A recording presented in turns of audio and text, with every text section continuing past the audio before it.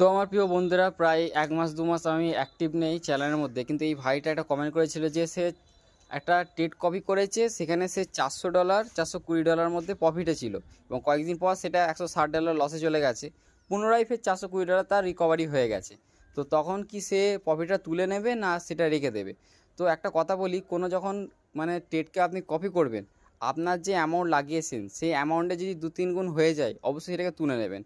ধরেন আপনি লেগিয়েছেন $১০০, আপনার সেটা হয়ে গেছে $৪০০। তখন কী করবেন? $১০০ তুলে তো নেবেন, তার সাথে $২০০ তুলে নেবেন।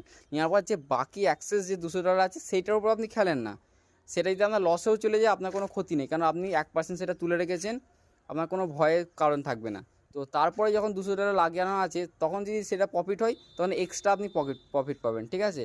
তো এরকমভাবে আপনি স্ট্র্যাটেজি লাগাবেন। কোনো দিনও আপনি ওয়েট করবেন না যে আরও 10 গুণ আরও 20 গুণ বাড়বে। যেহেতু আপনার কাছে অ্যামাউন্ট নেই, আপনার কাছে অ্যামাউন্ট কম আছে, $100 মাত্র পড়ে আছে, সেটা আপনাকে লস করে দিলে তো হবে না।